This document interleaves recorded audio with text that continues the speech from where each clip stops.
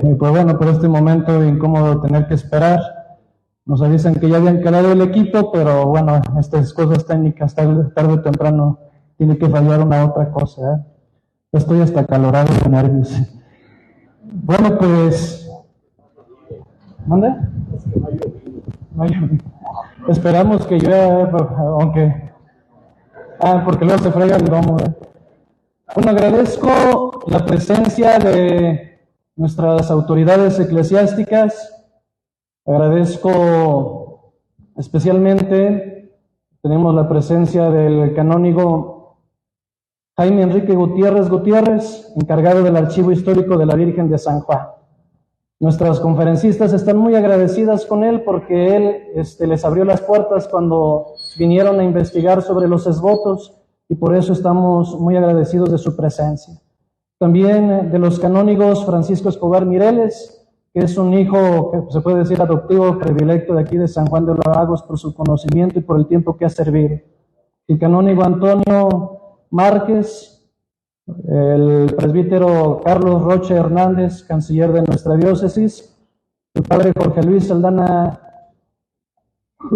Ruiz Esparza y el presbítero Carlos Eduardo de Alba. Gracias por su presencia, especialmente a ellos que les toca custodiar, sobre todo el legado que los peregrinos han dejado a Nuestra Señora, la Virgen de San Juan de los Lagos. También agradezco a ustedes, las personas del mundo artístico, cultural de esta ciudad, a los ciudadanos que se han interesado por el tema de los retablos como una expresión de fe, de arte. Bienvenidos todos, muchas gracias por su presencia.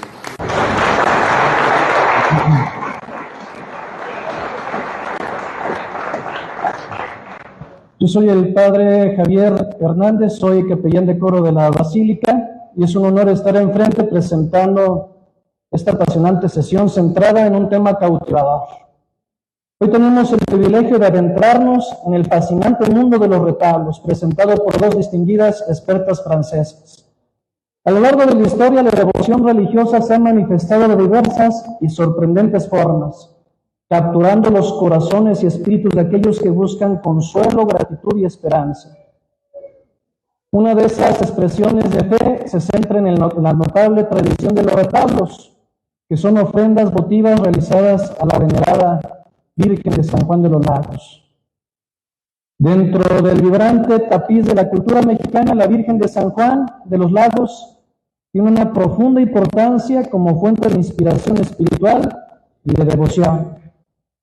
Enclavados en los sagrados confines del santuario, innumerables retablos se erigen como testimonios visuales, narrando historias de fervorosos peregrinos que buscaron consuelo, sanación o simplemente deseaban expresar su profunda gratitud a la Virgen de San Juan. Hoy tenemos la fortuna de contar con dos distinguidas expertas, quienes han dedicado su experiencia a explorar los aspectos multifacéticos de los retablos y su profunda conexión con la Virgen de San Juan de los Lagos. Ellas nos guiarán en un cautivador viaje, arrojando luz sobre las dimensiones culturales, históricas y artísticas de estas ofrendas votivas. Juntos entrañaremos el simbolismo intrincado y las diversas narrativas encapsuladas en cada retablo mientras obtenemos una comprensión de las motivaciones y emociones que inspiran a los peregrinos en su acto de ofrenda. Además, exploraremos el impacto de largo alcance que los retablos han tenido en el arte, la cultura y la identidad mexicana. A medida que nos embarcamos en esta iluminadora exploración, los animo a abrir sus corazones y mentes a la rica herencia y significado espiritual que estos retablos representan. A través del profundo conocimiento y pasión de nuestras conferencistas sobre este tema, obtendremos una comprensión más profunda del intrincado tapiz de fe, destreza artística y devoción que se encuentran en cada retablo. Les damos la bienvenida a quienes compartirán sus invaluables conocimientos y nos llevarán un viaje al mundo de los retablos y su conexión con la Virgen de San Juan de los Lagos. En este contexto que nosotros como fieles de la Virgen de San Juan estamos celebrando los 400 años del primer milagro que ha originado tantos signos de agradecimiento a Nuestra Señora. Gracias de nuevo y les invito a todos que disfrutemos esta iluminadora conferencia. Le pido al Padre Jorge Luis que venga a presentar a nuestra primera conferencista.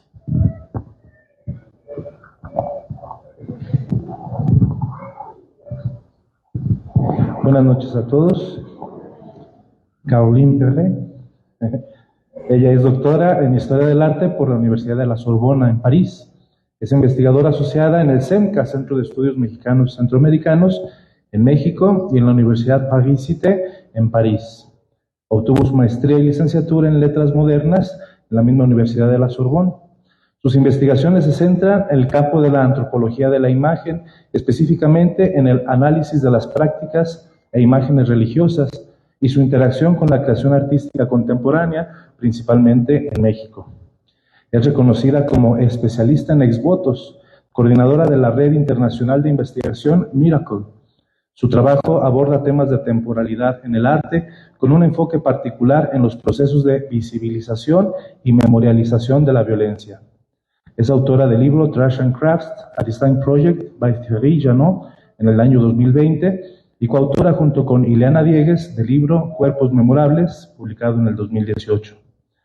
En el ámbito del arte contemporáneo, ha publicado varios catálogos y artículos sobre artistas contemporáneos franceses y mexicanos, tanto en París, México como Nueva York.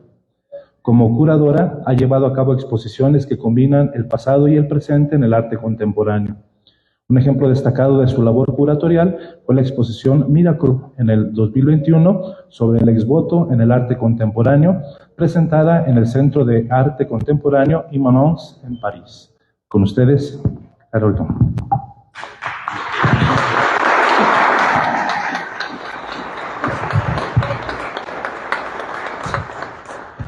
Buenas noches, muchas gracias por su venida y su paciencia. Antes que todo quisiera agradecer a nombre de María Niño a la gente que permitió este evento, entonces agradezco al director de esta hermosa casa, Aaron Contreras, a Jorge de Alba, a José Yáñez y también al padre Javier por ayudarnos en la organización y también en la difusión de este evento. Yo quise trabajando sobre los exvotos porque yo llegué en San Juan en 2003, creo que sí fue la primera sala de exvotos que visité en México. Y pues en esta presentación yo pensé que era interesante de retomar un poco la historia de lo que es un exvoto, porque fuimos al museo que están haciendo ahora en el Pocito, donde ponen exvoto o retablito, punto de interrogación, y sí, justamente hay una interrogación entre estos dos términos, ¿no? Entonces la idea era presentar un poco lo que es un exvoto, de dónde viene y cuál es la relación con el retablo en México. Así que les voy a presentar unas imágenes de varias partes del mundo antes de llegar a la Virgen de San Juan. A ver. Cuando titulé la ponencia Un museo imaginario, yo me refería al francés André Malraux, que él en un momento pensó un museo totalmente imposible donde se podía recibir todas las obras de arte.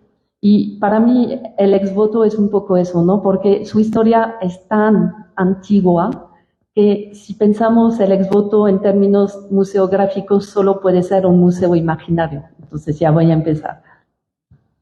A ver. De hecho, cuando llegué a México, yo llegué por el trabajo de Frida Kahlo, ¿no? Y su pintura está muy inspirada de la iconografía votiva. Y yo llegué pensando que iba a descubrir exvotos, como nosotros empleamos esta palabra en Europa, por todos lados. Y cuando yo preguntaba a los creyentes en las iglesias, la gente me decía, no, aquí no hay exvotos. Y dije, no, qué horror, me equivoqué y hago un doctorado sobre algo que no existe. Luego entendí porque decía, pero están por todos lados. Y eran las pinturas que en México llaman retablos o retablitos. Entonces entendí que en México le daban varios nombres a cosas que pueden tener el mismo término que es de exvoto. Entonces, por eso le pongo que la palabra retablo está utilizada en México para designar una pintura de agradecimiento a lo divino pero forma parte de la gran familia de los exvotos. El exvoto, tal como lo definimos como investigadores, materializa una de las relaciones que los humanos construyen para dialogar con las fuerzas invisibles. Y cuando empleo la expresión fuerzas invisibles, yo hablo de lo divino en general, porque el exvoto existía en la cultura politeísta. Entonces, digo, en varias culturas las fuerzas invisibles no son siempre divinidad, pueden ser animales, bueno, depende de la cultura y del contexto monoteísta o politeísta. Y la palabra exvoto viene de la locución latina ex voto suscepto, que quiere decir después del voto hecho, a partir del voto hecho. Y al final, la dificultad de trabajar sobre los exvotos es que es un objeto o un hecho que es el resultado visible de una promesa, que en México también, o en todo el contexto iberoamericano, llaman una manda o promesa. Nada más que es una forma de visibilizar su manda y su promesa. Así definimos el exvoto desde la antigüedad griega. La dificultad es que forma una categoría heteróclita de objetos y de objetos que son polimórficos. Entonces tenemos, lo interesante para nosotros investigadores es que entre esta categoría tan heteróclita hay una continuidad de los tipos de dones en su forma y en sus usos a través del tiempo. Por ejemplo, cuando llegué a San Juan de los Lagos, llamaban esta sala la sala de ofrendas, que pues con el uso que le dan los creyentes son exvotos, las radiografías, las fotos, los corsets, todas estas cosas les conocemos, sobre todo los corsets, todas las formas anatómicas desde la antigüedad griega. Entonces, el exvoto designa un objeto o un hecho prometido a una divinidad en cambio de su intercesión favorable. Y desde la antigüedad griega, yo no hablo del contexto católico, pero de un contexto politeísta, se usaba para pedir o agradecer. Y les puse esta obra, que es una obra de Andrea Mantegna, el gran pintor italiano, fecha del siglo XV, y eso es una pintura votiva, es un retablo, como diríamos en México, pero de la cultura sabia, ¿no? Porque siempre, desgraciadamente, se separa la cultura alta de una cultura más popular. Y solo les quería mostrar este tipo de pintura para entender que la cultura del exvoto pintado, del retablo, fue también una cultura de las élites. Y creo que es muy importante tenerlo en la memoria, porque siempre se dice que es una cultura popular, pero no grandes pintores, como les voy a enseñar. Luego, las élites les encargaban exvotos pintados. Entonces, les expliqué que los exvotos empezaron en la antigüedad occidental griega, en un contexto politeísta. Y ven esta forma que está hecho en el mármol. Me gusta decir que no existe exvoto sin escrito, porque si uno no conoce el contexto de la promesa, nadie puede saber si es una ofrenda que está hecho a raíz de una promesa.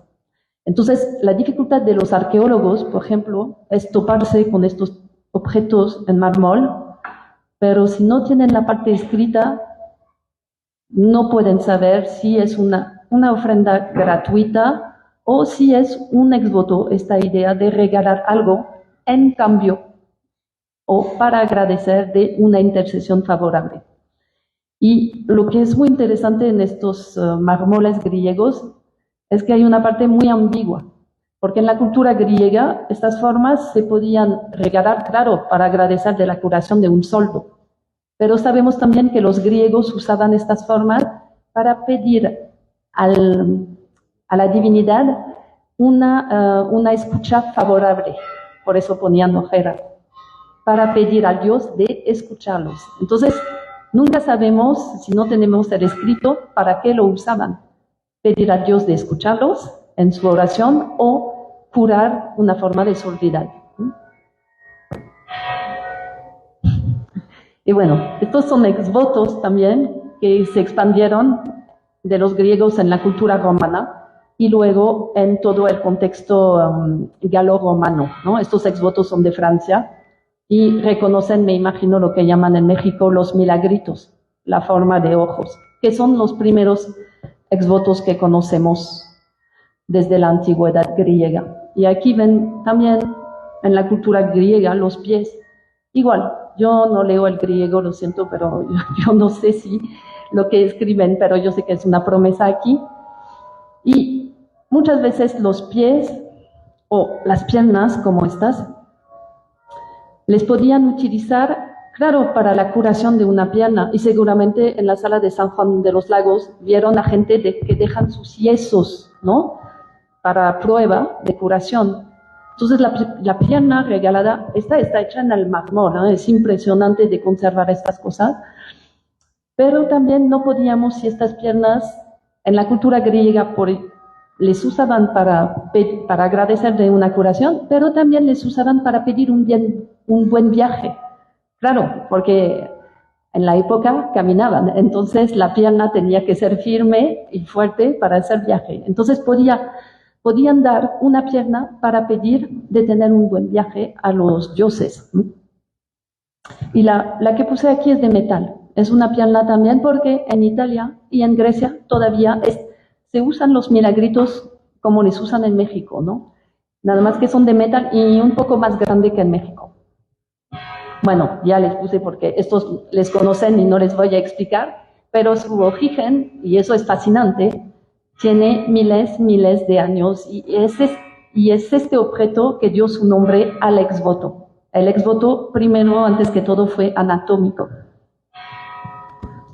Y les encontramos también en Perú y esta mano viene de Bolivia. Entonces, todo el continente iberoamericano usa los exvotos anatómicos, como les llamamos. Lo que es interesante, no sé si se dan cuenta que este objeto lo usamos desde miles de años. Eso, cuando yo llegué a México, yo me quedé súper conmovida. Yo me dije, wow, había griegos que hace, no sé, 5.000, 6.000 años utilizaban estos objetos y frente a este tipo de ofrenda uno piensa, wow, somos todos iguales. Nuestros antepasados usaban cosas que todavía nosotros seguimos usando y eso conmueve mucho, ¿no? Porque vemos cómo somos vulnerables, ¿no? Frente a los accidentes de la vida. Y otra cosa que me pareció muy interesante en la historia del exvoto y por eso lo trabajo, entonces es su carácter perenne, sigue actual.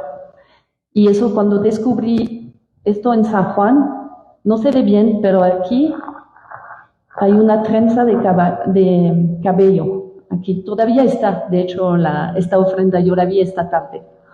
Y saben que en México regalan mucho trenzas de cabello. En Francia tenemos un seminario colectivo que son puros locos del exvoto, ¿no? De todas las partes del mundo, de Japón, de todas las épocas. Y cuando expliqué lo de San Juan con la trenza de cabello, porque eso me impresionó mucho cuando veía a las señoras cortar su cabello y regalarlo al nombre de una promesa, eso pues es claramente un exvoto. Y había una chica que trabaja sobre Grecia antigua y me dice, muy normal. Y yo, ¿cómo que muy normal? Y me dice, los griegos hacían igual. Y dije, a ver, pero ¿qué pruebas vas a tener de cabello natural? No, creo que se desapareció. Y dice, no, porque la gente rica les hacía esculpir en el mármol. Entonces, eso es una obra, un exvoto que está en el British Museum en Londres. Y es algo excepcional. Ven las dos trenzas así hechas, esculpidas en el mármol. Es increíble.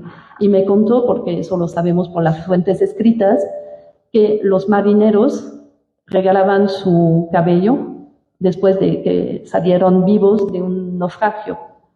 Se cortaban el cabello y lo colgaban en los árboles. Y eso era práctica de gente que no podía pagarse un mármol, claro que era algo muy caro, ¿no? Entonces, yo también eso lo vi fascinante. No fueron exactamente gente que comunicó, obvio, ¿no? Pero esta forma de agradecer o de pedir quedan con los mismos objetos, que son objetos corporales, ¿no? Y bueno, son los que llamamos los objetos simbólicos, porque hablando de los marineros, esto es en Francia y eso es la Basílica de la Guadalupe, ¿no? Se regalaban también los barcos, porque, y eso es un exvoto colectivo. Cuando un equipo salía vivos de una tempestad, fabricaba una maqueta del barco y venía a regalarla a un santuario católico, todos juntos, ¿no? Y ahora en Francia sigue vivo esta tradición, están en las iglesias cerca del mar y en ciertas fechas la gente viene, están vestidos de marineros y vienen a sacar todas las maquetas y les cargan como en una peregrinación y dan unas vueltas alrededor del templo y pues el sacerdote viene a hacer la bendición de los exvotos, como les llaman. Y cuando yo llegué a México en la Basílica de la Guadalupe, pues ya encontré también esta vela de piedra, que es un barco y cuenta también la misma historia de un naufragio de donde salieron vivos los marineros. Les enseño eso para mostrarles la diversidad de la práctica votiva. Se dio mucho en Europa de construir iglesias. Claro, eso fue una práctica de la alta élite, de la realeza, que prometía, si salía también de un accidente, de una enfermedad, o también hubo varios reyes en Francia que prometían una iglesia si lograban tener un hijo, ¿no? Como heredero. Entonces muchas capillas en Europa vienen de una promesa. Esta es en Honfleur. Y todo eso para llegar a la pintura votiva, que al final llega muy tardivamente en la cultura del exvoto. Se desarrolla en los siglos XIV y XV en Italia. ¿Por qué? Porque en la Edad Media había muchísimos objetos, como les veo hoy en la iglesia de San Juan, muchísimos objetos, que es muy difícil también gestionar esta materialidad, ¿no? Entonces, la Iglesia Católica desarrolló la pintura votiva, porque también es claramente católica. Se ve la divinidad y el motivo, que es la enfermedad, que eso fue la familia más grande de exvotos, ¿no? Y si ven ahora, si van a la iglesia, a la basílica y ven los exvotos, son similares, es impresionante. Estos exvotos son del siglo XVI y están todavía, son los primeros que conocemos, y están todavía colgados, expuestos en la iglesia de Santa Madonna del Arco, cerca de Nápoli. Yo les pude sacar en fotos así, están en las paredes, ¿no? Y si lo ven, escribían en latín, entonces dicen, votum feci y gratia accepi, yo hice un voto y recibí una gracia, 1593. Y aquí también, votum fecit, hablan a la tercera persona, como varios retablos también, y gratia accepit, 1600 algo, esto es del siglo XVII. Pero bueno, como lo ven, los italianos no hablan tanto como los mexicanos, porque lo fascinante para los investigadores es cómo el retablo mexicano cuenta, no, pero no se imaginen como cuando alguien se topa con eso no sabe lo que pasó fuera de la enfermedad, obvio, pero no sabe qué tipo de enfermedad, quién estaba, quién familiares están implicados, todo. Y uno llega a México y la verdad es un milagro de informaciones, porque cuentan, y de todos los países que visité, creo que México es el único país que habla tanto en sus exvotos, también en el cotidiano, pero es otra cosa. Bueno, y después, en el siglo XVI, XV-XVI, era la práctica que les enseñé. Y luego las élites empezaron a encargar a pintores de renombre.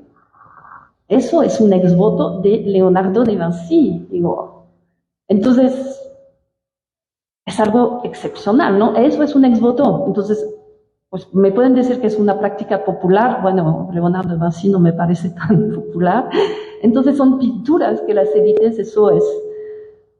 Lo encargó Luis XII para el nacimiento de su hija, ¿no? Y están expuestos en el Louvre. Les puse otros para que vean que sí, era algo. Esta es, creo que conmueve a cualquier investigador en historia del arte porque es el Tiziano, el pintor del siglo XVI, que pinta aquí, se representó aquí, pinta su muerte, se va a morir, ¿no? Y hay una peste enorme en Italia. Y aquí se pinta cerca del Cristo, porque sabe que ya va a fallecer. Y aquí lo puse en grande. Lo ven aquí en chiquito, puso abajo un exvoto, que podría ser un exvoto de San Juan de los Lagos, ¿no? Esta iconografía es muy sencilla, se ve la divinidad y dos personas en oración. Es Tiziano y su hijo, Octavio. Y Tiziano está pidiendo que no se mueren de la peste, ¿no?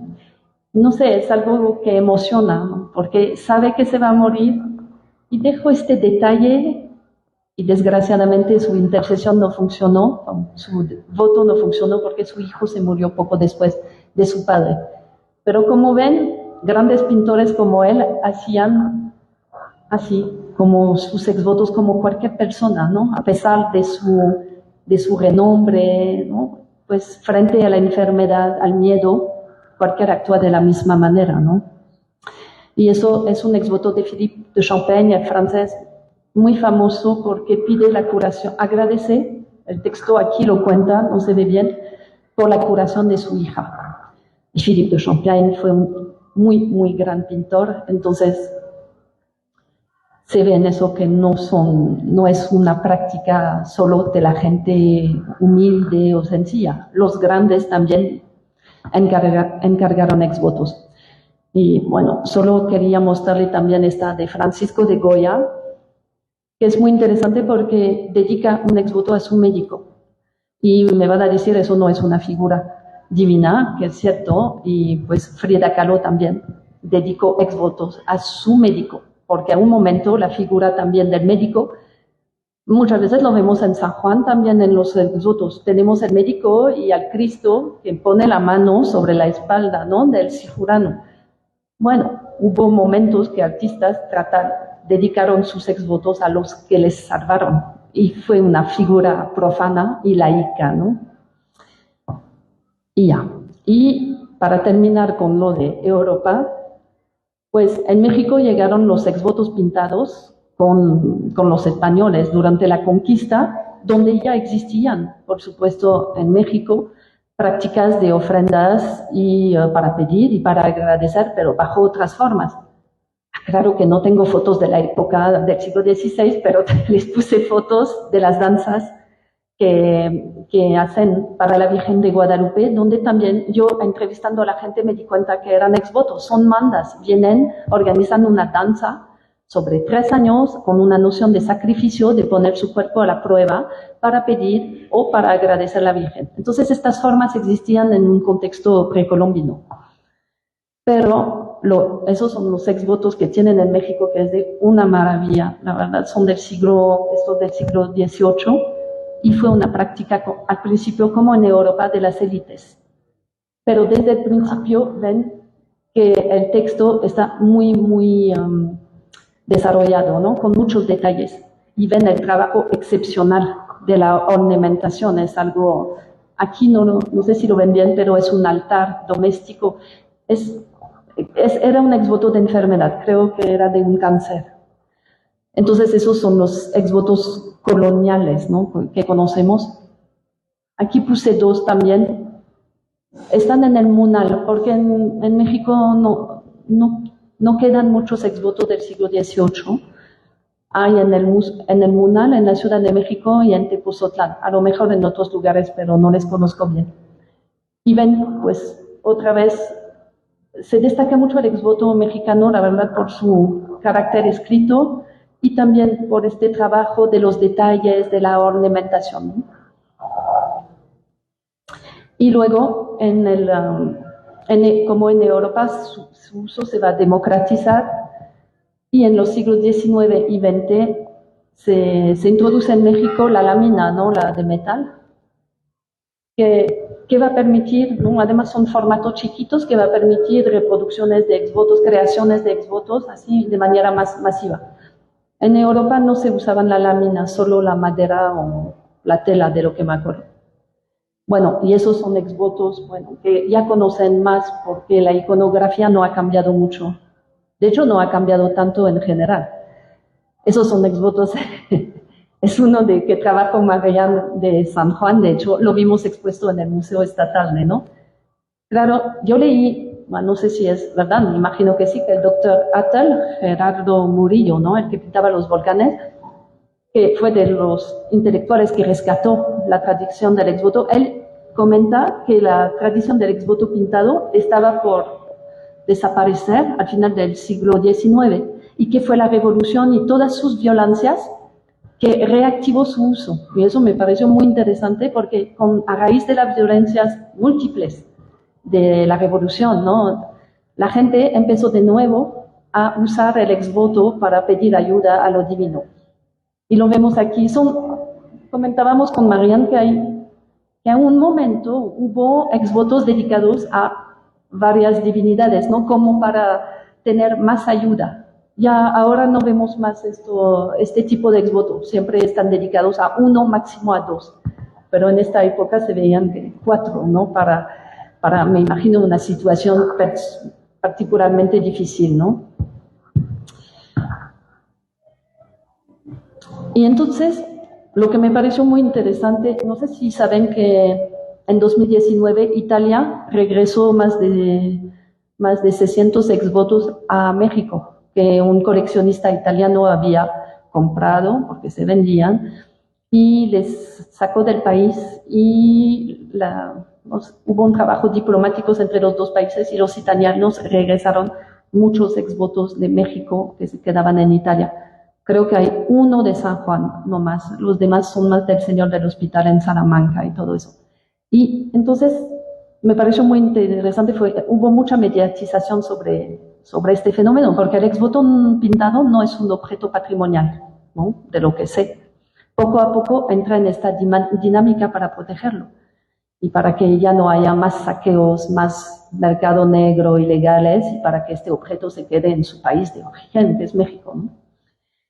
Y descubrí a raíz de eso que lo sabía, pero nunca lo trabajé tanto, que las vanguardias intelectuales del principio del siglo XX lo relacionaron con una identidad mexicana. Cuando se elaboró lo de la revolución, ¿no? Se pensó qué es ser mexicano.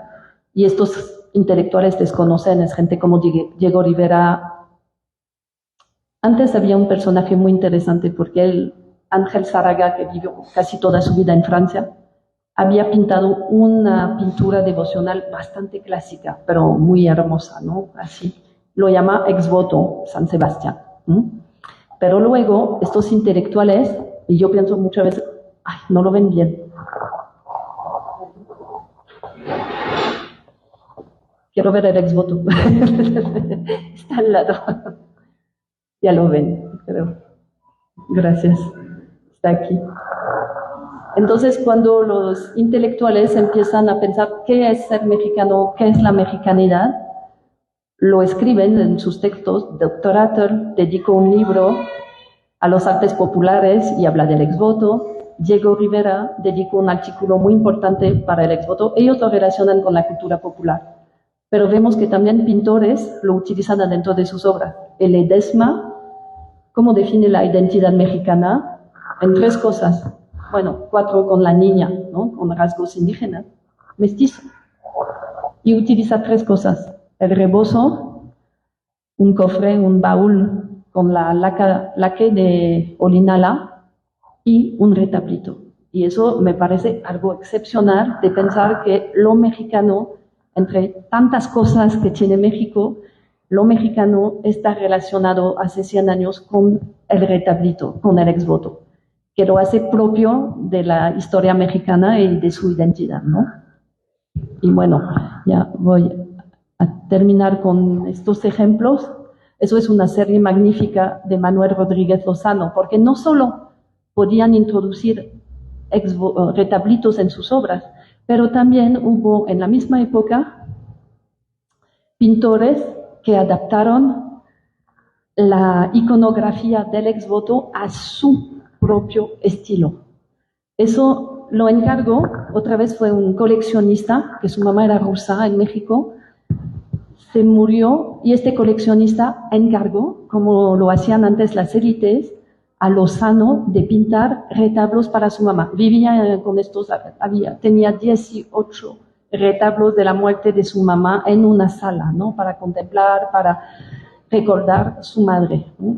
Y entonces fue Lozano que lo hizo, pero ven, sí se reconoce algo súper importante de la práctica votiva, que es la cama. Desde el siglo XVI vemos la cama en los exvotos, ¿no? Entonces lo reutiliza, pero lo adapta con un estilo más contemporáneo. Entonces, hoy tenemos muchos ejemplos de los exvotos pintados, ¿no? En la Sala de México, porque quiero subrayar que México es uno de los últimos países que todavía tiene exvotos pintados con Italia, ¿no? En Brasil tienen, pero no son exactamente los mismos. Esos son fotos de exvotos que vi en San Juan de los Lagos, gracias a la ayuda del padre Jaime. Y ven, bueno, siempre lo ven como popular, ¿por qué? Porque aquí se ve que no hay un efecto de perspectiva, ¿no? El camión parece caer así, como si no hubiera una ruta, ¿no? Pero, digo, eso forma parte del arte naif, del deleite de los exvotos, y además no todos son así. Este era perfecto en términos de trabajo pictórico, ¿no? Esos son del siglo XX. Esas son las cosas que ven mucho más ahora. ¿Por qué? Porque el retablero, no hablé mucho de él, pero la figura del retablero ha casi desaparecido. Hay todavía unos, ¿no? Pero, ¿qué hace el donante hoy? Pues fabrica sus propios objetos. Y muchas veces la gente me dice qué infelicidad, qué triste ha desaparecido esta tradición, pero digo, no, porque vemos también un trabajo pictórico de parte del donante, todo lo que invierte de su intimidad, de su subjetividad, y creo que eso vale mucho la pena. Ahora fuimos a la sala de las ofrendas con Marianne y vimos trabajos excepcionales, ¿no? Que la gente regala, dibujos, y algo muy, muy valioso, muy, muy bello, ¿no? Muchas obras de mano con crochet y todo, ¿no? Pero vemos también la influencia de lo contemporáneo y de los cómics, ¿no? Con los camiones. Es que hay una forma de creación muy peculiar a cada uno.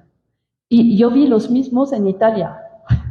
Representaban así, con collage, las fotos, ¿no? De los actores, porque ya el carro está destruido, pero tienen que representar la escena antes.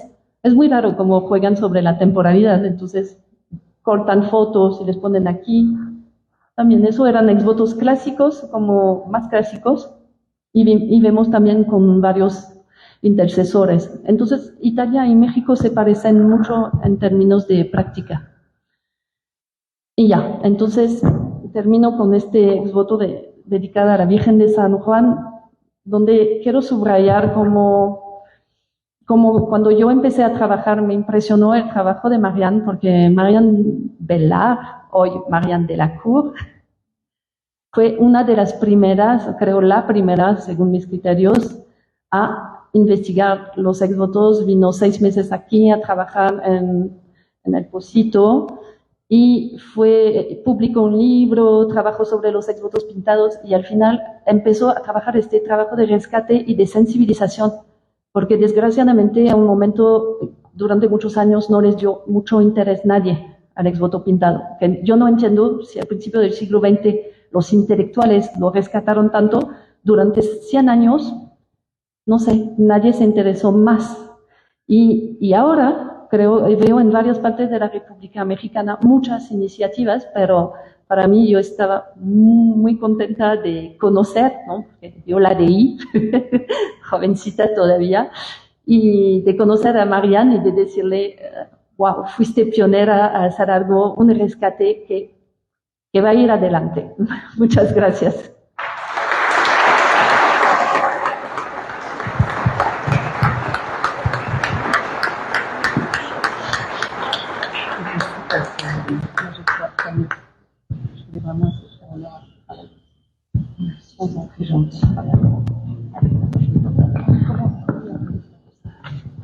Tenemos ahora a la doctora Marianne Delacour. Ella es curadora de bibliotecas, titulada en Historia por la Universidad de Paris-Dauphine en 1992. curadora de la biblioteca en la Universidad Toulouse-Jean Jaurès, en Francia, donde desempeña el cargo de directora del departamento COLEX, dedicado a los estudios ibéricos, una biblioteca de investigación enfocada a España y Portugal. Durante 1990, como lo acabamos de escuchar, llevó a cabo un estudio sobre los exvotos en San Juan de los Lagos. De este estudio resultaron 2 publicaciones. El libro Los exvotos del occidente de México, publicado en 1996 por el CEMCA, Centro de Estudios Mexicanos y Centroamericanos, y también el CERUM, el CIRI, pues, México en un espejo, los exvotos de San Juan de los Lagos en el periodo de 1870 a 1945, publicado por el mismo CEMCA y la UNAM en el año 2000, trabajo que actualmente está en línea y es de acceso abierto desde hace poco. Como curadora, ha iniciado y coordinado una base de datos con los archivos del historiador modernista francés Bartholomé Benassin, enfocada en los renegados y en los tribunales de la Inquisición. En esta ocasión fue seleccionada para presentar un póster científico en el Congreso Internacional de Humanidades Digitales en la Ciudad de México en el 2018.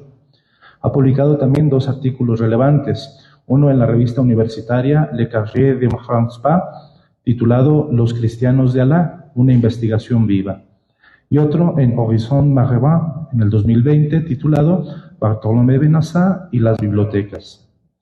Desde el 2020 se ha dedicado a un proyecto sobre archivos personales de refugiados españoles que huyeron del franquismo en 1939 y que encontraron refugio en Toulouse y su región.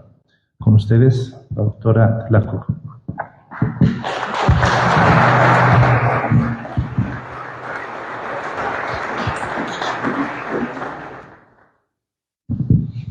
Buenas noches.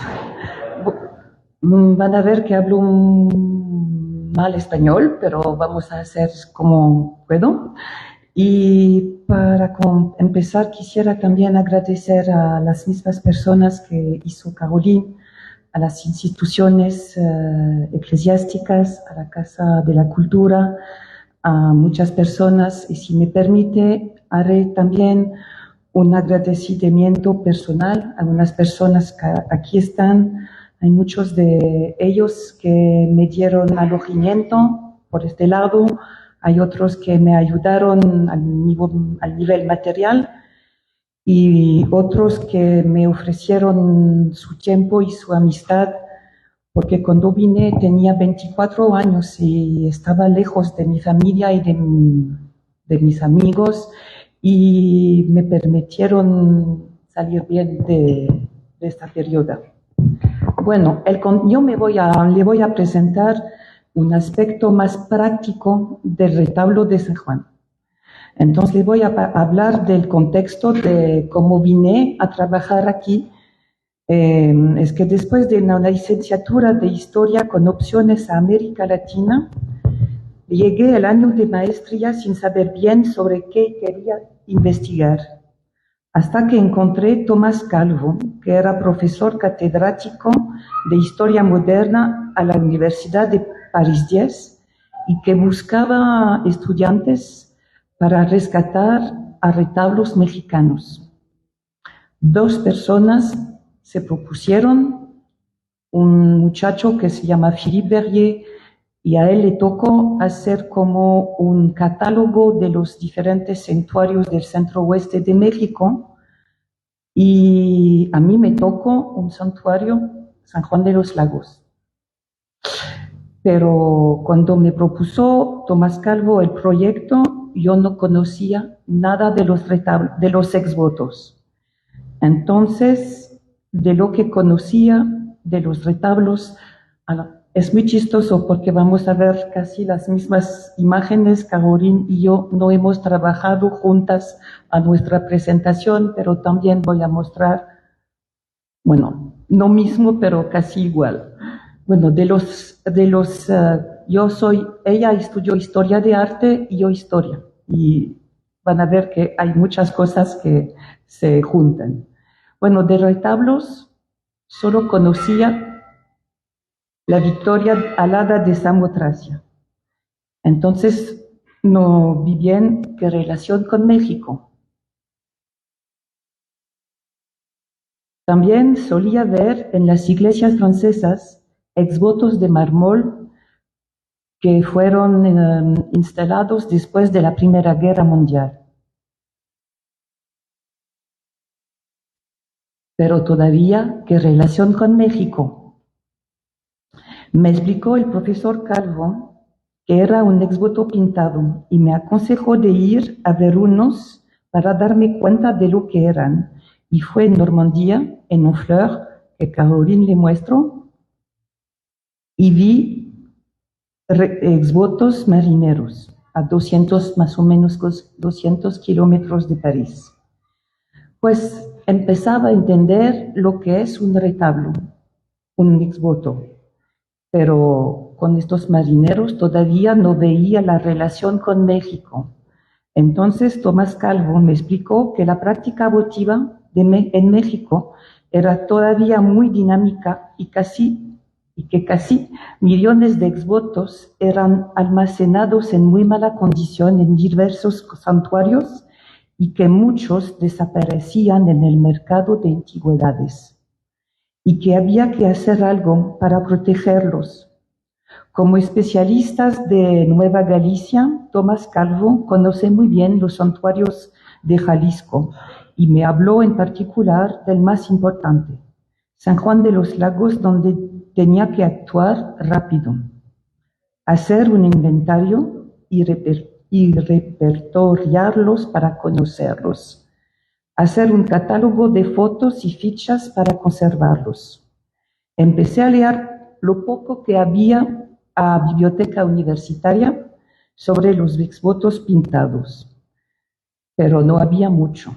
Empecé los trámites con el Servicio de las Relaciones Internacionales y me becaron y llegué a México, a la Ciudad de México, en noviembre de 1990, con muchas recomendaciones de Tomás Calvo, cartas para el señor Guadarrama, que era el curador del Museo de la Basílica de la Guadalupe, el Obispado de San Juan, el director del SAMCA, y otra para el profesor Manuel Limón Nolasco, sacerdote y doctor en Historia y miembro de la Academia Mexicana de Historia. Llegando a México, todos estos apoyos me ayudaron mucho y me abrieron las puertas. Pues llegando a la Ciudad de México, me alojaba al SEMCA, que también me ayuda con material como cámara fotográfica, rollos de película y presupuesto para sacar fotos de papel. Me quedé unas 3 semanas en la capital, el tiempo de encontrar al señor Guadarrama, que era el curador del santuario del Museo de la Basílica, y fue muy, muy amable conmigo. Me recibió, me hizo visitar y descubrí por fin y por primera vez lo que era un exvoto pintado. Me habló de los retableros, de la calidad de la pintura, de la gestión de los dados.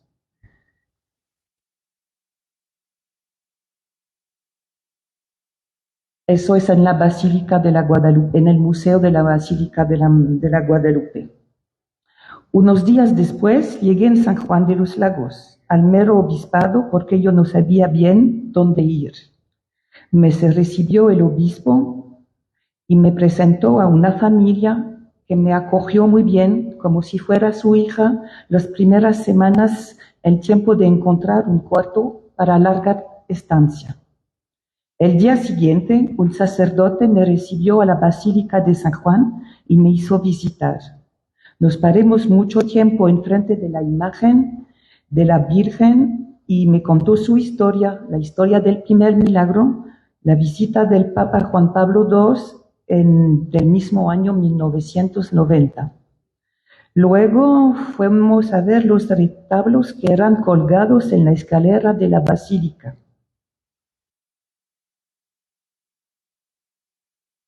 Pensé que era bien arreglado, casi como en el Museo de la Guadalupe, y podía trabajar bien. Tenía 5 o 6 meses de terreno y tenía que concentrarme en los exvotos pintados, entonces me parecía posible.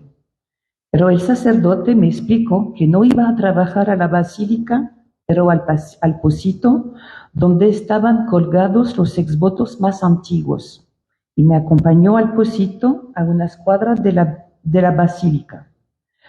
Como en la escalera de la basílica había en el pocito varios objetos votivos, trenzas, zapatillos de bebé, diplomas, muletas y exvoto pintados, láminas. Pero no había nada que ver con el Museo de la Guadalupe o con las escaleras de la basílica. Las condiciones de almacenamiento eran deplorables. Del suelo al techo había colgado paquetes de láminas y se formaba como 80 centímetros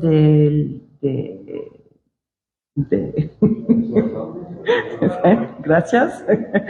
Le dije que me faltan palabras y bueno, para mí fue un choque. Yo no estaba preparada a eso. Señores se acuerdan, ¿verdad? De cómo era el pocito a aquella época. Yo pensé, pero tengo 5 meses, ¿cómo voy a hacer para fichar estos retablos?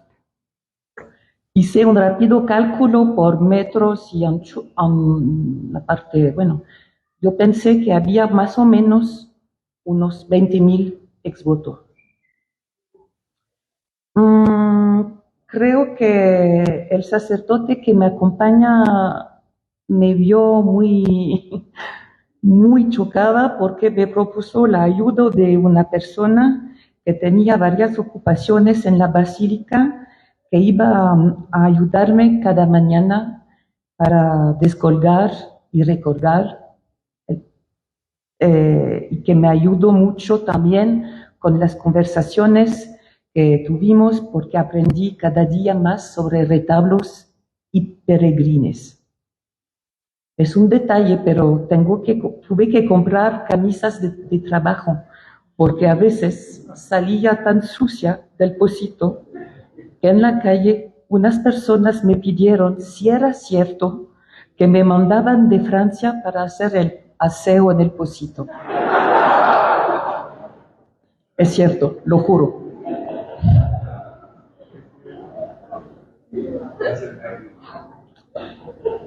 En estas condiciones era imposible catalogar todo el material, así que seleccioné retablos que fichar a los criterios siguientes que parecen oponerse entre ellos. Solo quiero decir, porque no quiero que sea claro, no elegí los 500 mejores, elegí 500 en 5 meses. Había mucho más interesantes y que correspondían a los criterios, pero yo hice lo que pude. Entonces, los criterios para seleccionar los retablos. Bueno, era la facilidad de acceso, porque a veces había montones de muletas y prótesis oxidadas que no podía quitar para ir hasta los retablos. Antigüedad. Dado que el proyecto de este catálogo responde a una preocupación para preservar los exvotos, seguí los consejos del curador del Museo de la Guadalupe y seleccioné los más antiguos, entre 1870 más o menos y 1940. Legibilidad. Se trataba de archivar por medio de la fotografía. Entonces seleccioné las láminas mejor conservadas para que el texto sea legible en la fotografía. Ejecución, van a ver por qué, di preferencia a los exvotos elaborados por un mismo autor. Vamos a hablar de eso más tarde. Pues ya todo era listo y me puse a trabajar. Mientras el señor que me ayudaba descolgaba, yo tenía un trapo que pasaba en el retablo para descubrir la escena. Con el primero que desempolvé, donde se podía ver todo, la pintura y la dedicatoria, lo confieso delante de ustedes, me enamoré de los retablos. Cada día pasaba la mañana a elegir los retablos que iba a fichar. Había pedido a los sacerdotes de llevar a casa los retablos elegidos para poder trabajar las fichas en la tarde en autonomía. Me dieron toda su confianza y cada tarde regresaba a mi cuarto con sus retablos para trabajarlos, leer y copiar el texto de la dedicatoria, tomar sus medidas, darle un número de identificación, ficha manuscrita estándar para todos, donde apuntaba sus datos personales. Cada retablo tenía su número al revés de la lámina y su número en la ficha. En poco tiempo me dio cuenta que en el santuario de San Juan de los Lagos se encontraban las mismas temáticas que en los exvotos europeos, con matices específicas de la historia y de la geografía de México.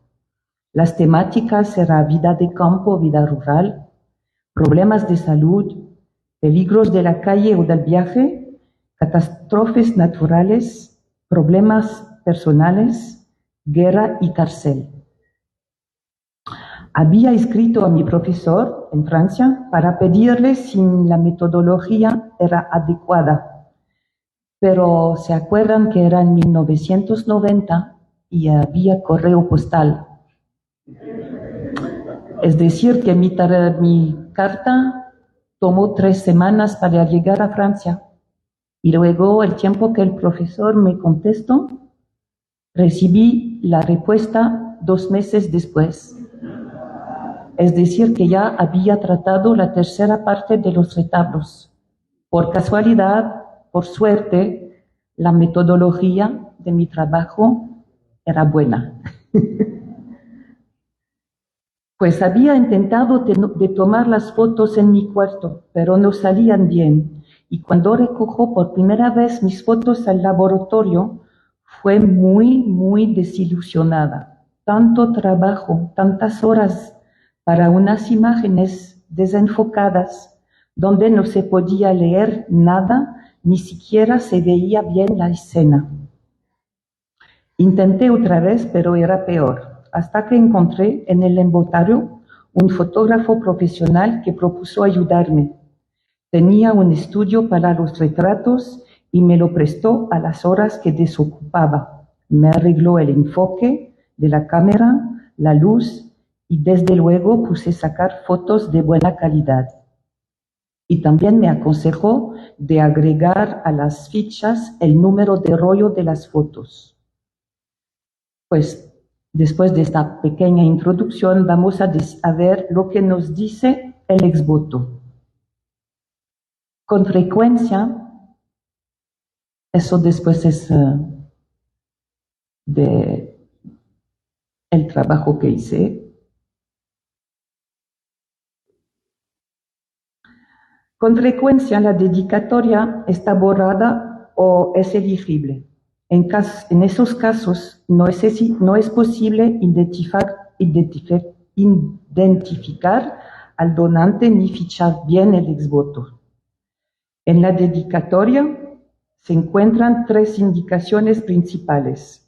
La primera se refiere a la fecha del milagro.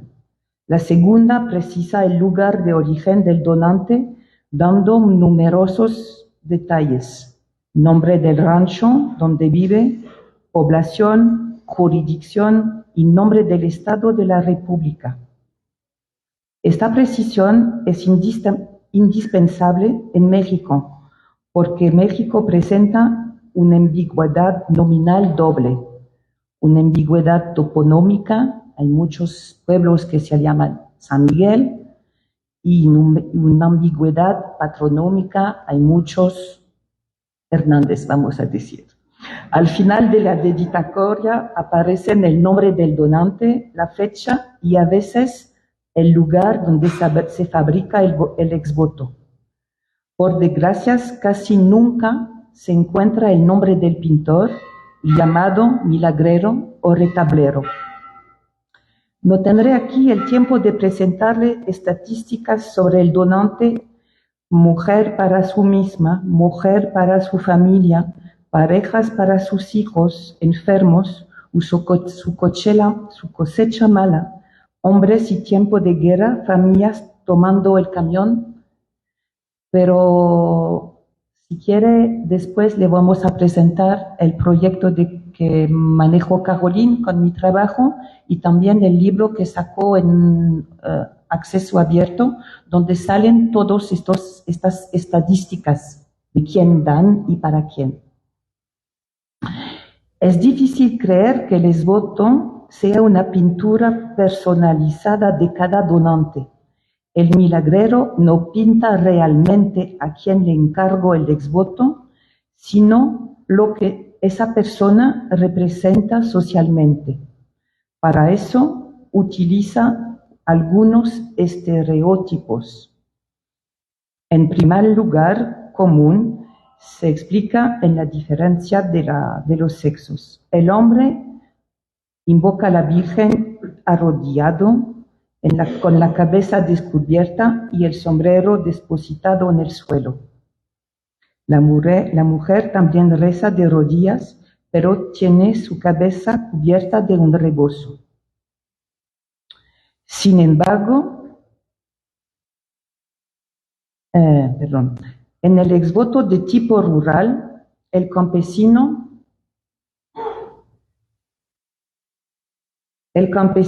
aparece con pantalón y camisas blancos, calzando huaraches. Estos vestidos es un estereotipo. ¿Se acuerdan que estamos al fin del siglo XIX, principio del siglo XX? Son estereotipos perfectos para un peón. También se representa en el exvoto de tipo rural en un paisaje donde se van nopales y agaves, que indica que estamos en el centro oeste de México, en donde abunda este tipo de vegetación. Si se añada cartuchera cruzadas en X sobre el pecho, el peón se transforma al nivel de los estereotipos en revolucionario o en cristero. En el exvoto urbano, el donante aparece con traje oscuro, camisa blanca y zapatos, pero parece muy endomingado. Se ve que puede pensar que no lleva estos vestidos más que en grandes ocasiones. El milagrero debe añadir algunos detalles que distinguen el empleado del campesino. También la población urbana tiene sus estereotipos, su traje oscuro, su paraguas y paisajes de ciudad. Se puede notar que para las mujeres no se usa el traje para diferencia social. Se ve rebozo y falda, y con las manos juntas en actitud de oración. No da ninguna pista de la actividad o del nivel social a quien pertenece. La temática de la salud es una temática que nos aprende mucho de la vida de la población tocada por el milagros. Y para investigadores de historia, por ejemplo, es una fuente importante porque esa población que hace retablos, que da promesa, no va a hacer testamento en el archivo. Por ejemplo, se ven que retablos de tipo urbano,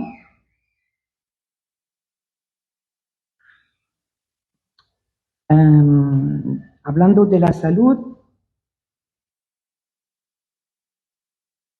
se ven que representan cuartos donde el enfermo, hablaba Caroline de la cama. Casi todos los retablos de enfermedad tienen una cama, pero a veces la cama es muy sencilla y a veces es muy lujosa.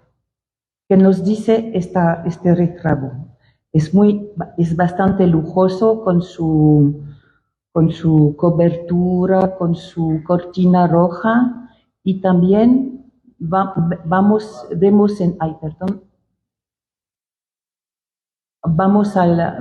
en la misa pociones que puede indicar que el médico pasó a verla. Y hay veces que el cuarto es muy humilde y que no hay nadie sino una persona que reza. También en la vida rural nos da cuenta de la importancia de los pequeños propietarios de ganado. Aquí es un estilo muy Belle Époque, se pueden ver así de los años 30 más o menos, 40, y se ve también los muebles del cuarto o del piso.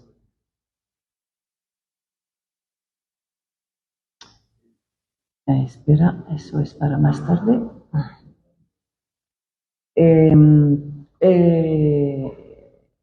No tengo retablos, pero le pueden ver después hablando de la ganadería. Se ve que son propietarios con pocos ganados, porque perdí la dedicatoria dice, perdí una vaca, perdí 6 cerditos. No parece mucho, pero cuando uno no tiene mucho, 6 es bastante.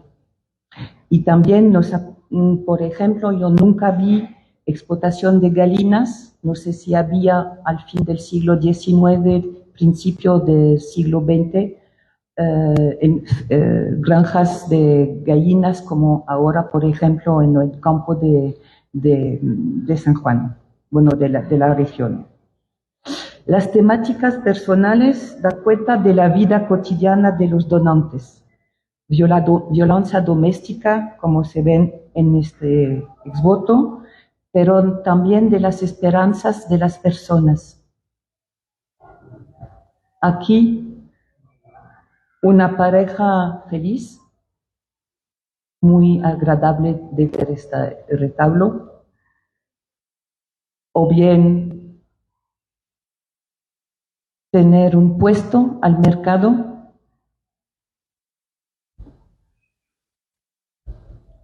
aprender a tocar, ¿cómo se llama este instrumento? Gracias. Bueno, terminé. Okay. Pues he hablado mucho del retablero. ¿Qué sabemos sobre el retablero? Nada. Yo no conocía bastante la historia de arte de México, pero se puede encontrar en los retablos unas pinturas de una persona con el nombre muy difícil de pronunciar, pero le dicen el Maestro de León. Y vi también en el museo que estás haciendo retablos de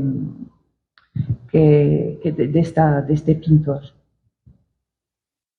Pues lo que podemos decir de su ausencia es que al primer nivel yo también hice una lista de exvotos pintados por el mismo retablero, ¿sí? Porque se reconoce a su pintura o a la manera de escribir, cómo representa a la Virgen, y se puede ver que no hay especialización del milagrero por una temática.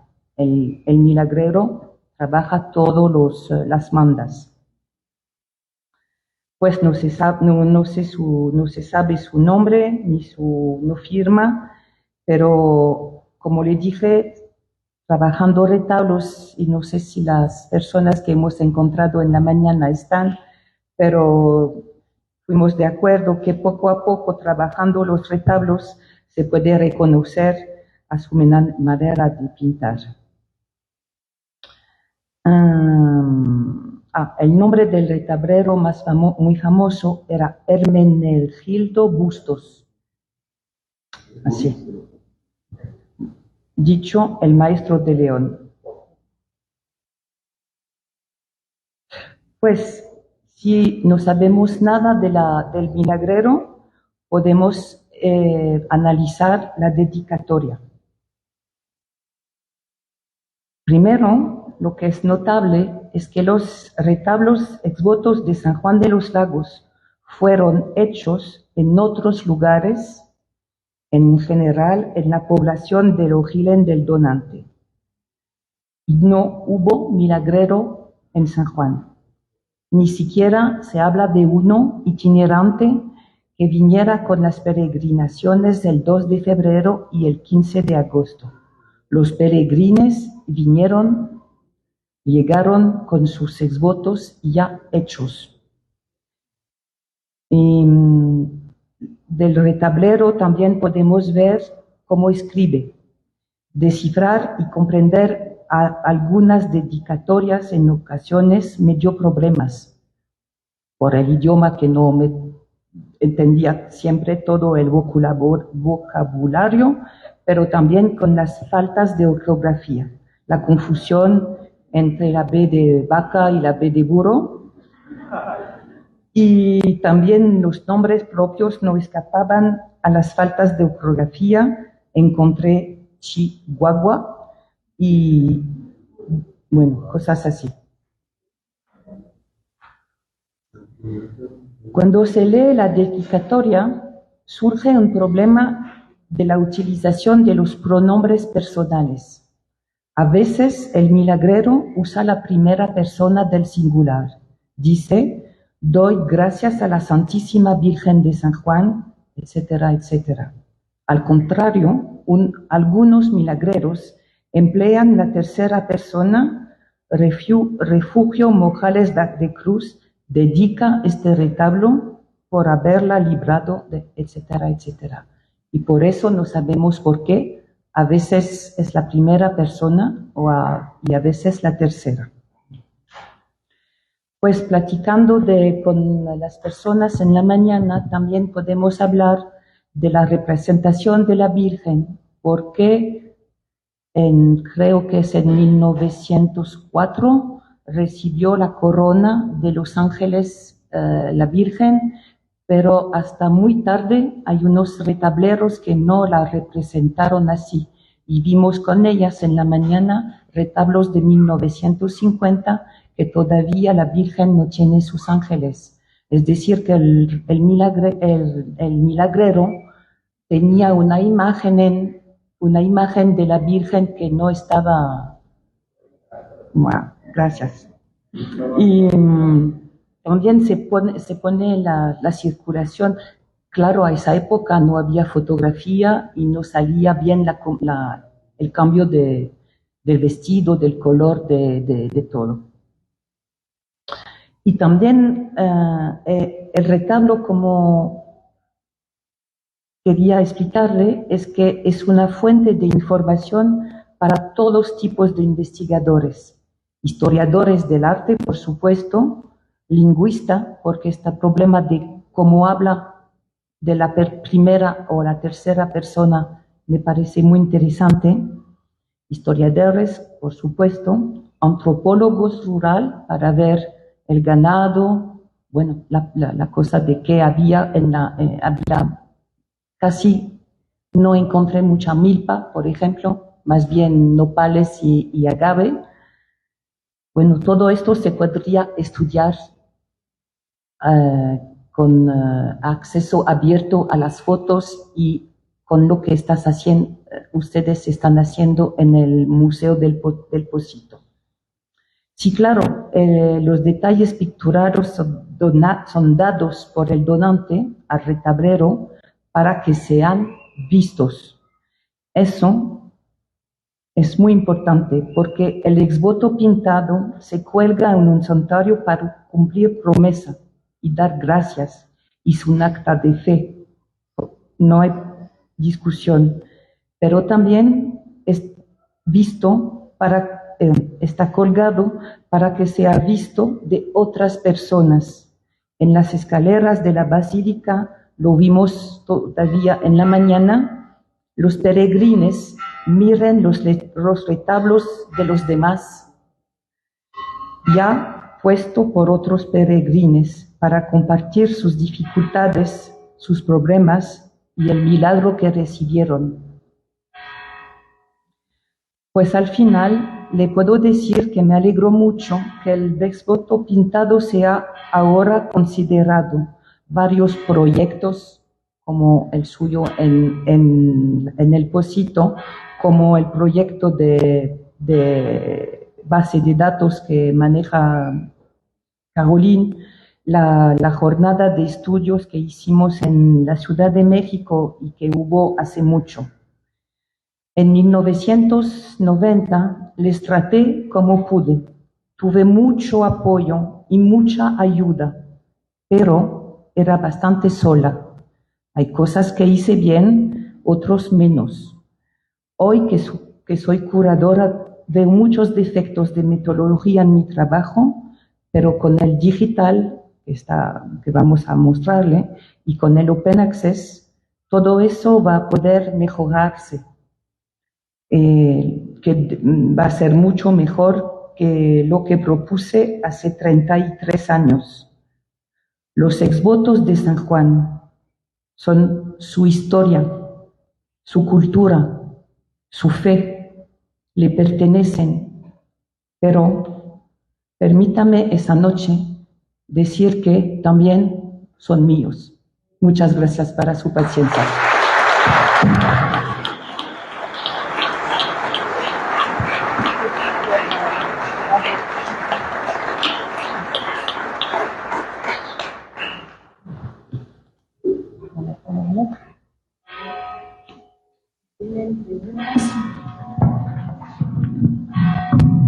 Y mientras piensan sus preguntas, les vamos a enseñar que todo el trabajo que hizo Marianne ya pasó a un sitio en línea donde hay los 509 retablos que trabajó Marianne y van a estar en acceso libre y por supuesto sí, es el Centro de Estudios Mexicanos y Centroamericanos que lo tiene en su sitio, es un centro de investigaciones francés que depende de la Embajada de Francia y del CNRS. El CNRS es el equivalente del CONACYT en Francia y también fue el CNRS que financió todo, bueno, este proyecto de base de datos y solo le vamos a ver y por supuesto este centro de investigaciones quiere poner a la disposición de la Basílica un link hacia esta base de datos para que la usen como quieran y bueno, para que tengan en acceso libre a todos los que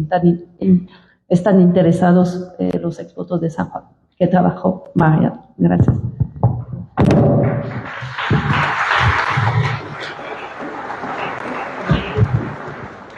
¿Hay alguna pregunta, algún comentario?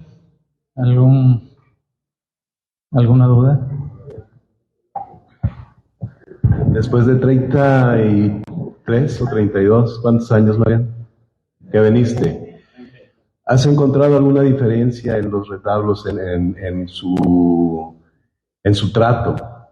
O sea, ¿has visto, cómo te puedo decir, un trabajo por parte de quien se encargue de tratarlos bien, ¿no? Y de ordenarlos y de darles pues el valor que se merecen? Pues de lo que vi, por ejemplo, en la mañana, que están haciendo en el Pocito, lo le dije a las muchachas, lo siento para muchachas, pero en comparación de mi edad son muy joven, compañera, porque están haciendo igual que yo, tomar medidas, sacar, bueno, no sé si copian la dedicatoria, pero el tratamiento no va a cambiar mucho, ya que la idea está, ya que la idea de la conservación, de poner la valorización, el tratamiento físico no cambia. Y eso es muy bueno. Yo creo que lo que faltaba desde 30 años era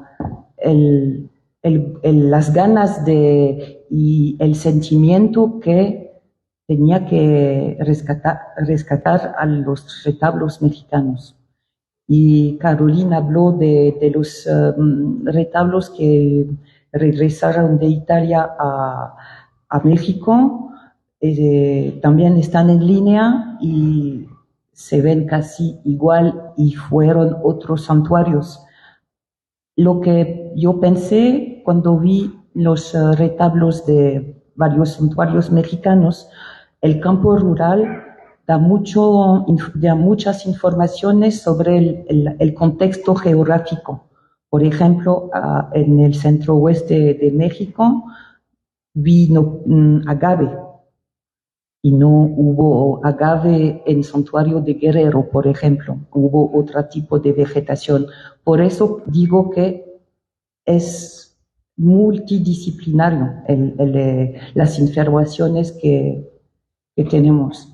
Aquí pueden ver el libro que publicó el SEMCA con mi trabajo, donde podrán encontrar la parte completa de la tesis de maestría. Es en español porque lo publicó el SEMCA con las cifras, las estadísticas, la lista de los milagreros que hicieron más de 5 retablos. Bueno, y las imágenes pero no son muchas. Y está en acceso libre. Sí, lo pueden encontrar en acceso libre sobre su smartphone o una computadora.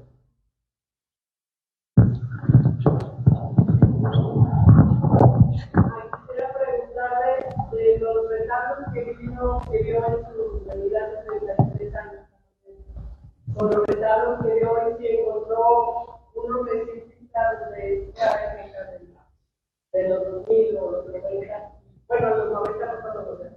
¿Qué evolución artística encontró?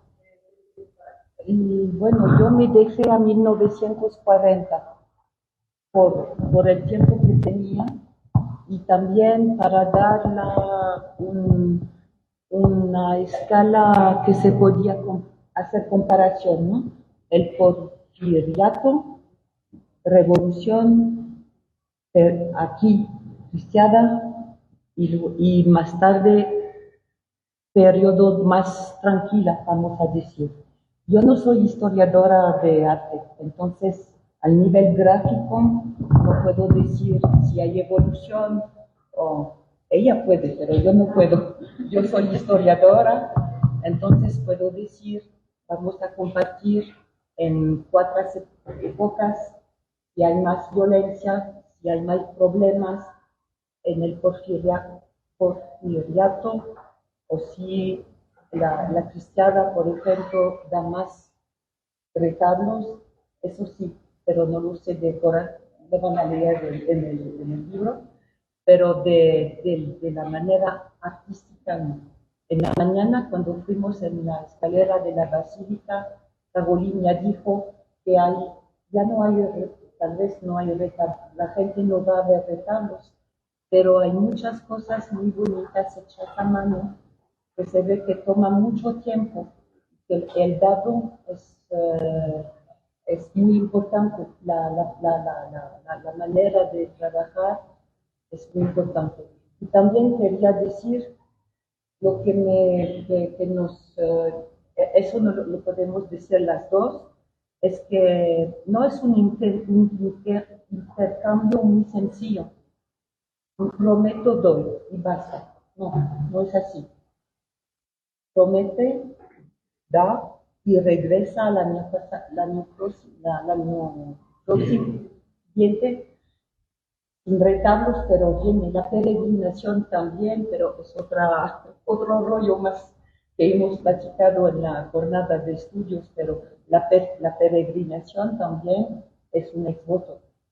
Bueno, eso es otra manera de ver las cosas, pero sí es... sí. De los primeros fotos que viste, o de los más antiguos, no sé, a lo mejor no existen, pero ¿tú crees que hay algún foto que traiga origen de cuando la época de la conquista de los primeros españoles que llegaron a América? No, Pues, ¿o te topaste con no, el más antiguo que encontré creo que es 1860. Pero en México hubo en el siglo XVI, ¿no? En la jornada de estudios nos enseñaron como un grabado, pero sí, luego dio pie a pinturas votivas. Entonces sí, pero de estas huellas no creo que haya materialmente hablando, ¿no? Sí. ¿Se puede decir entonces que la cultura de los retablos la trajeron los españoles porque prehispánicamente no eran retablos, eran sacrificios? Había varias formas de, bueno, si no quieren emplear la palabra ex voto, porque hay gente que me dice es reductivo, ok. Había varias maneras de pedir y agradecer. Y pues en Europa se hizo como aquí. La Iglesia Católica prefería una imagen claramente católica, con la representación de la divinidad, entonces por eso desarrollaron la pintura, porque, bueno, en el siglo XIV-XV, y en México ya tenían esta costumbre porque salió de Italia y se expandió en toda la cuenca mediterránea y luego España, bueno, Italia, España, ¿no? Y de España vino aquí. Pero había muchas formas aquí también, ¿no? Pero y como siempre hubo muchos mestizajes culturales, ¿no? En México, formas. Queda claro pues que la piedad no cambia, la devoción no cambia, sí las expresiones artísticas. Ahora con la cultura digital, ¿qué futuro les espera al retablo? Hay exvotos digitales. ¿Ya? No, pero sí, es verdad que ahora les dibujan en Photoshop.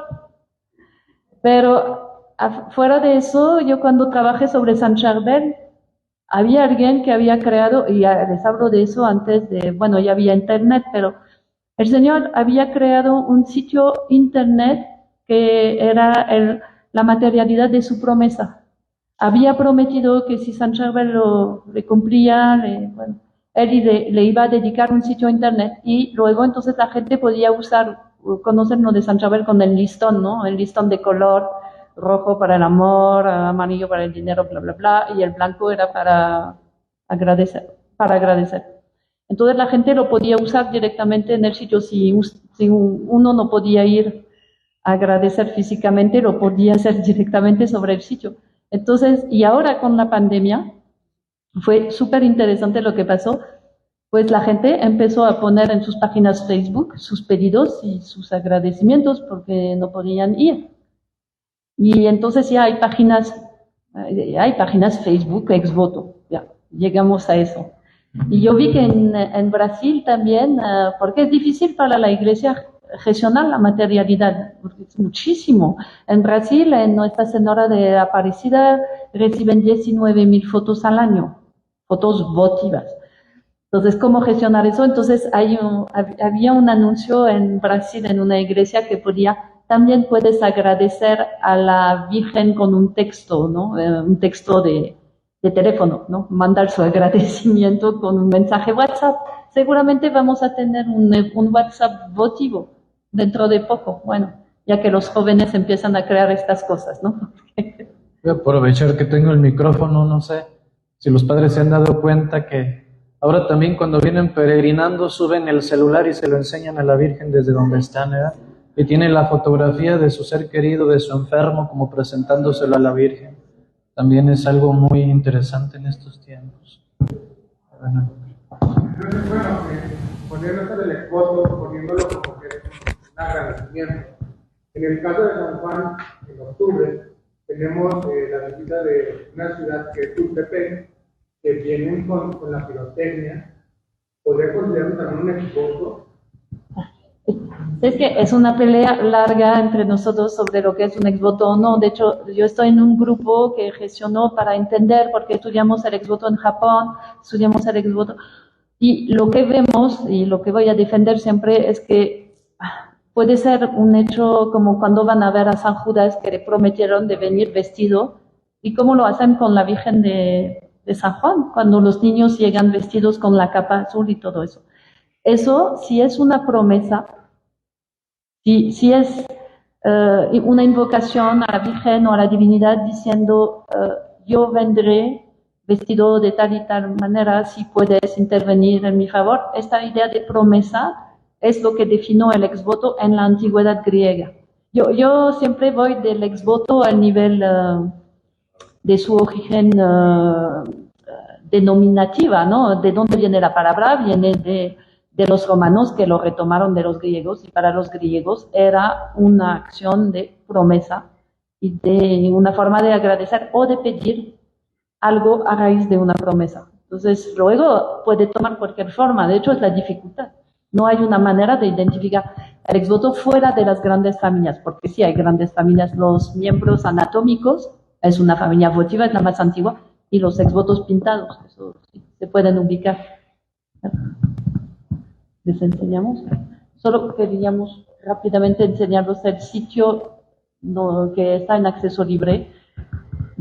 Siempre lo encuentra Marian, yo no, pero claramente su trabajo lo encuentra muy rápidamente. Tienen el link arriba, está sobre el sitio del ZEMCA, y pues solo hicimos migrar la información que había el CD-ROM, que fue hecho.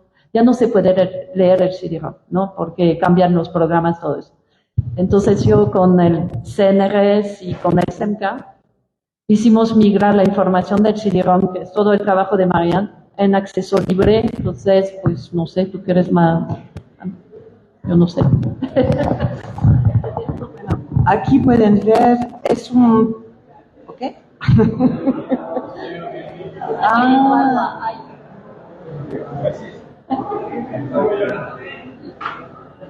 Bomba se pagaba. Hay que preparar un exvoto para la... Porque ya Por favor, en forma de paraguas gigante. Sí.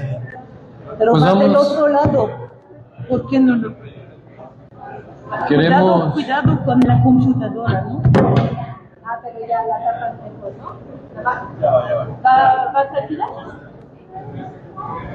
Porque nosotros éramos los preservados, unos... Mira, se paga.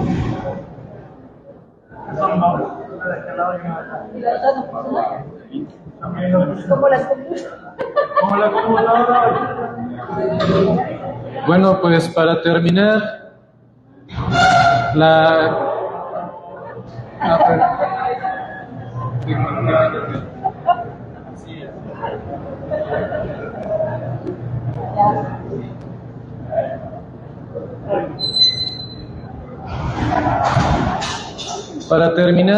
la Catedral Basílica de San Juan de los Lagos se complace en otorgar este reconocimiento a Caroline Perret y a Marianne de la Cou, ¿sí sería?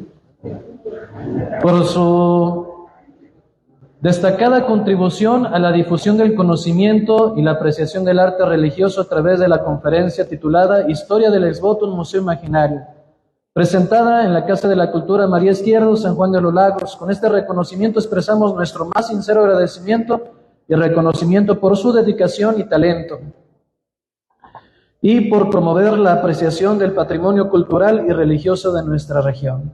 Muchas gracias.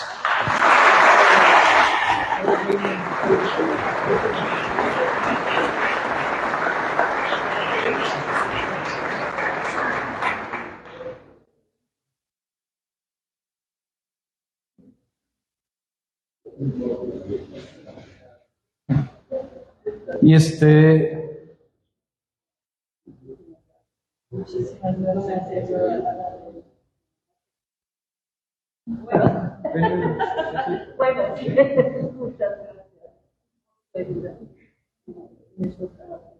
también hay que agradecer a Jorge de Alba, la familia que lo recibió, el fotógrafo que les ayudó, todos los que son parte de este proyecto. Oigan, si ustedes le preguntan a un peregrino, a un sanjuanense también, ¿qué es lo que quisieran o le pedirían a la Virgen o le pedirían a la Catedral Basílica? La reliquia más preciada es un fondo de la Virgen, porque estuvo con ella. La Virgen tuvo el fondo por algunos meses. Nosotros queremos compartir este detalle simbólico, una reliquia que es el fondo de la Virgen con el que se vistió, como reconocimiento por este esfuerzo, y al mismo tiempo ustedes se han hecho parte de la historia del proyecto y de la devoción de aquí de Nuestra Señora de San Juan de los Lagos. Muchas gracias.